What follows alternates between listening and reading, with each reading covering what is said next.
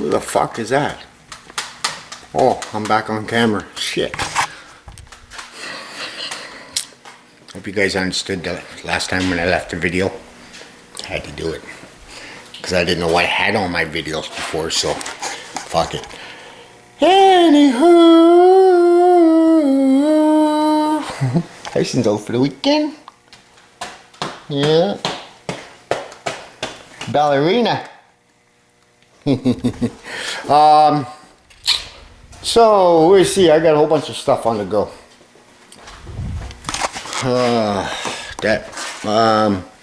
We'll start off by saying these videos are staying now. You know, I just felt like fucking something was bad gonna happen out of that one, so I had to do something. So my wife's gonna fix up the beginning of my videos, you know, do a little something something at the beginning, a little something something. And yeah. Anyways, so pulled the old camera out and I thought, let's make a video. Mustang's gone. 2012 Mustang is painted, buffed, and gone. I have photos of it. I'll attach those photos to this video. But I just want to explain to you guys. No.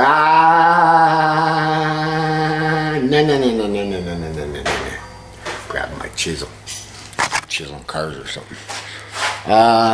Still smoking. Still?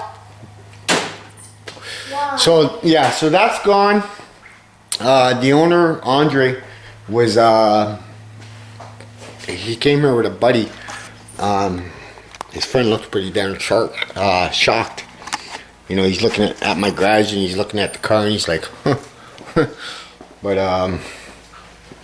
you know, I try to keep it clean. Gets out of organized, you know, every day. But I haven't been out here every day. I was out here until 3 this morning. And got up early, fucking just ruined my whole day. Went to town, paid rent and shit like that. You know, the end of the month stuff, pay rent, bills. So yeah, I got photos of that. He threw me 50 extra cases of pop. That was cool.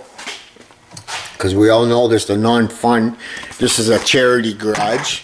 You know what I mean? You bring a vehicle, you bring your material, and I'll make a video. So hopefully someone out there on YouTube world can learn something from me. And yeah. So the Mustang's gone. And now I got the 2000 Impala on here with the skirt and everything on. Everything's on now except the back part. A couple of issues on this car. That's all I got to do. Just hide that pop rivet and that's all I'm doing. I had to cut the main part.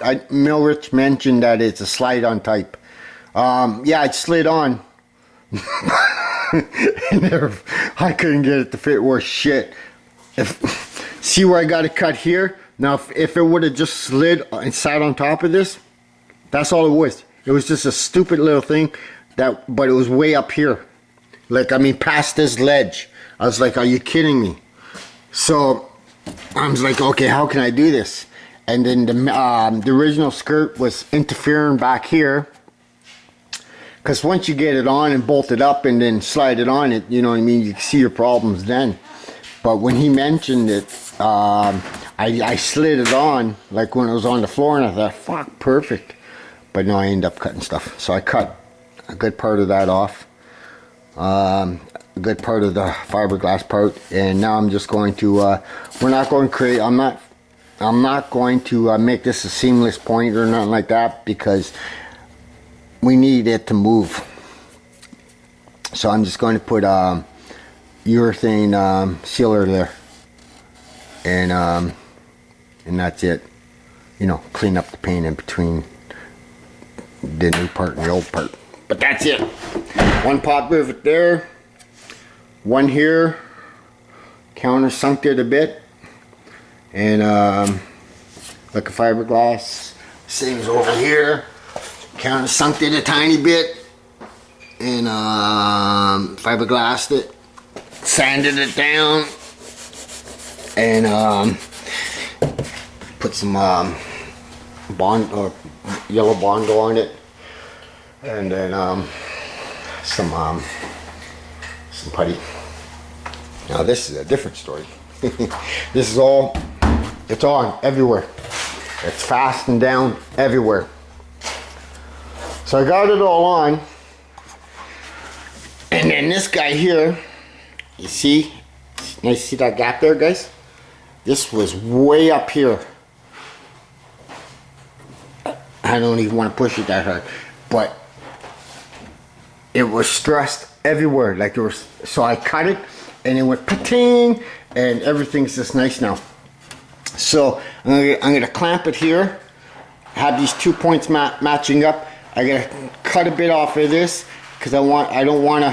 This is the halfway point. When I cut it, this was what I cut, and you know what I mean. So you could tell one side was stressed more than the other side because this is straight. So what I got to do is I got to kind of V a little bit off of that, and we're gonna mesh that in with some resin to net hardener. Let it dry overnight. I'll probably put a piece of sheet metal down low with pop rivets, just for that extra security, and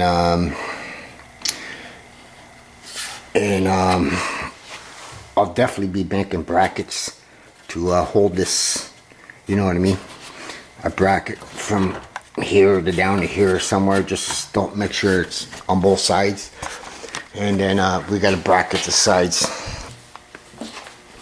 I'm measuring. Not so. But yeah, both sides are like this, loaded with Bondo, and so we're, you know what I mean. I got it down. I got it scratched with 40 grit. I still got more cleaning. I need to get this out here, and I was like deciding. I thought I'll just round it off, fix it nice. But what I'm gonna do is, hopefully this works, because I don't want to. You know what I mean. I don't want to. I want to put fiberglass here. Like short hair fiberglass, all in here, but I don't want to stick into the fender itself. So I went and bought some wax paper because I think, well, I'll put some tape there. I'll put some tape there, and then nah, that won't work. I'll never get the tape out. I said, I want a piece of metal, and I said, no, that ain't gonna work neither. So and then last night I was like trying to think, and I thought wax paper. So I can't see why I can't slide that there and just tape it on top and then give it a good nice tight lick so it just squishes into all these little pinholes and everything.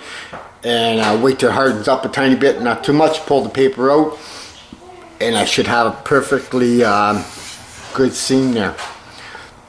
So that's my goal there. That's tonight's goal. And that. And that. And yeah. What else have I been doing? I decided to fix this bumper again. That's why I burnt that hole, because I was fixing that. That was fixed. You guys seen me fix that. You guys probably won't remember now. And the stupid propane, this guy spins and spins and spins and spins.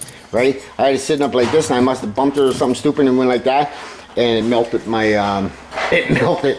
Like it wasn't sitting right on it, but it was like right about here or something, and it just, next thing you know, I fucking pop my head up and I see black smoke. And then when I did the Mustang, part of the front bumper from the other guy, the guy broke all the tabs. The front bumper should have been just pushed in and locked. That was it. No, he broke every tab, so I had to find a place. The bumper was pretty thick, so the bumper was pretty thick, so I sanded it down a bit, and I put a screw through it to squish it in, and then I bought this stuff right here. I haven't seen it before. I just happened to come across it, and it's steep. It's $10 for this little kit. It's black flexible parts and bumper repair. It's fucking good shit, man. But it's kind of steep. Now there's that stuff that that we used to use at the body shop. It's called 4060 or something like that, and it was big tubes, and you had to have the special gun. And I don't know, they're almost $100, and it's something like seam sealer. If you don't tape it up or seal it good, the whole thing goes hard on you. So I got 2 tubes on there now, and I still have another tube. Actually, I can't remember now, man. I think, oh no, yeah, there you go. So I had a half of a tube, so I put it on the outside. What I did first was the inside with mesh. A lot of people say house screen, you know, like the metal house screen. I use this stuff here. This is drywall tape, and you know, it's got the little squares like a house, but it's sticky. So like you can cut it to the size you want it, stick it there, you know what I mean? And then, but you still got to hold it down as you're putting your stuff on. But that stuff is hard as a rock, man. I've been twisting it and everything, and I thought, okay, so now everybody doesn't have to buy a bumper. So I got those 2 things on the go. I got this car and that bumper. So after this video here, we're going to be doing the wax paper thing, because I don't even know if it's going to work. I'm just going by the seam of my pants on this one here. It's a fucking, you know what I mean, it's a train wreck. It doesn't look good, it looks stupid. I need to fix it. Yeah, so I have a 2004 Avalanche truck coming. 2004 Avalanche truck. My buddy owns this car here, tattoo shop, bought it for $3,000.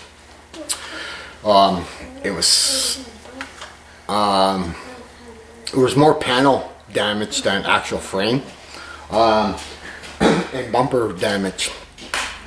But what happened was it went through 3 sets of hands already, this truck, and looks like I need to plug you guys in, eh?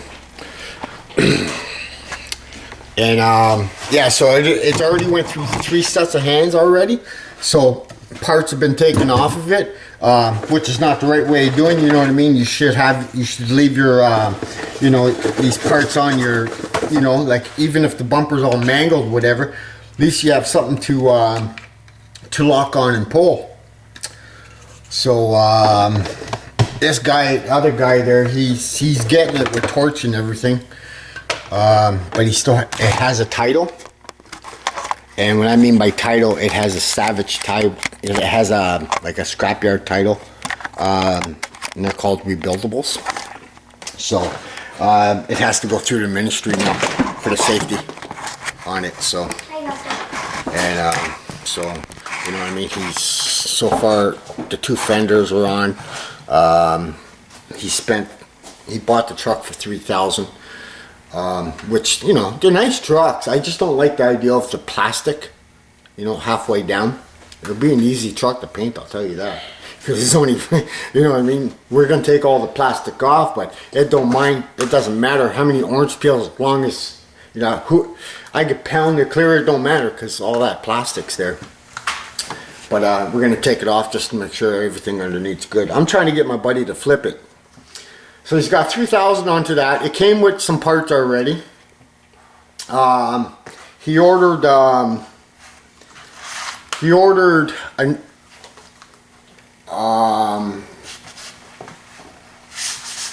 driver's fender, grill,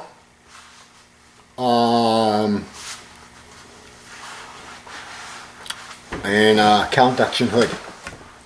That was well, $2,000. So he's got $5,000 into it.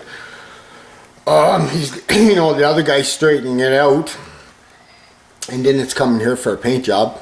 Well, I got to take all the panels back off because I have to paint inside the panels. I had them here. I went to town, picked them up to bring them here, and I said, "Do you want these things painted right away?" He goes, "No. He hasn't got started yet."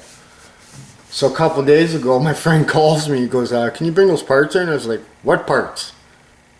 He goes, "For the truck." I said, "I don't got them painted."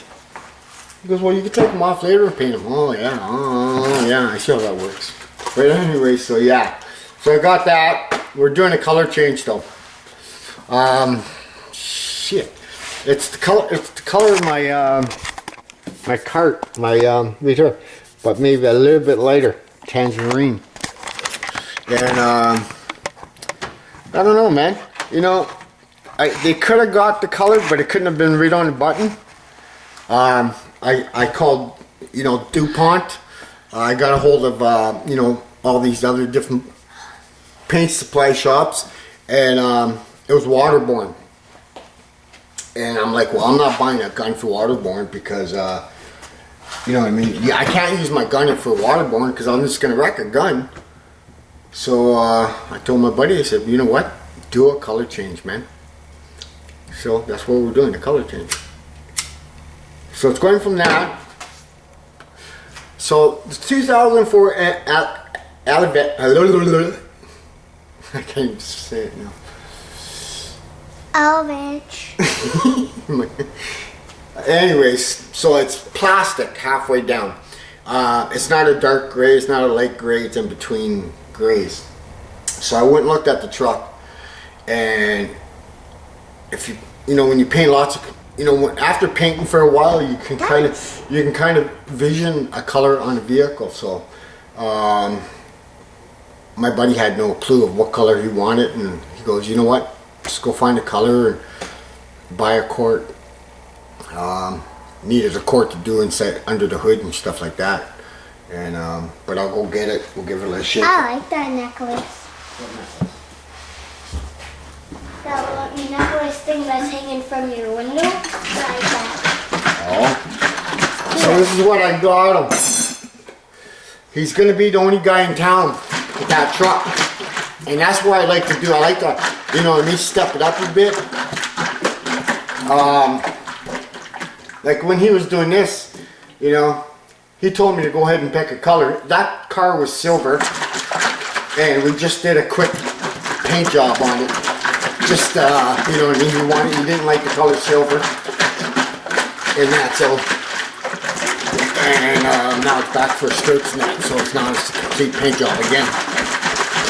Why do you along with a cut and buff too. Why do you have to shake the paint? Well, because all the metallics. So this is going to be the only, and I know for a fact because Ooh. like when we go around town and that. Cool. And it's called Spirit Green. Spirit Green. So it's actually a really nice color. So you got to kind of vision what it's going to look like, you know what I mean? So my wife and I were at the paint shop for about a half hour. I said I need a color, I don't know what I need, and I said go ahead. So I just walked in the back and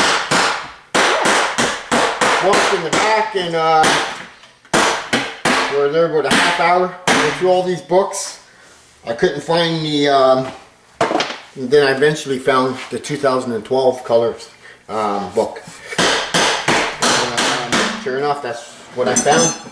And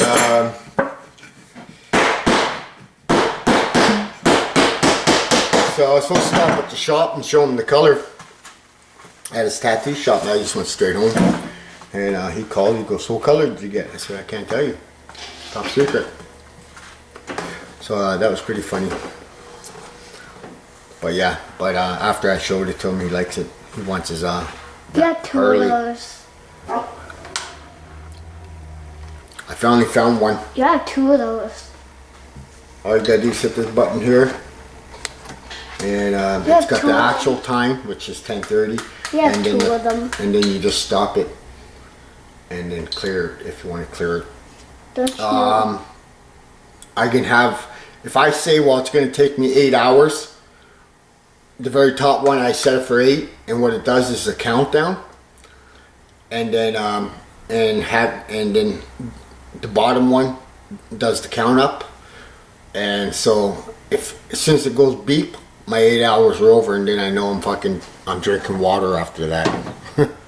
You have 2 of them. 2 what? Yeah. 2. That one's ours. $15. This one? $15. What's this one for? It was a fluke. We're in the Cool, silver. hardware store in Echo Bay, smaller town. one's silver. 1,000 people live there. This one's silver. And yeah, and then I was like, I wonder if they got a timer here. That was the only one there, man. So I grabbed it. Kind of dirty. Like I said, you can slide all these once you got it on clock.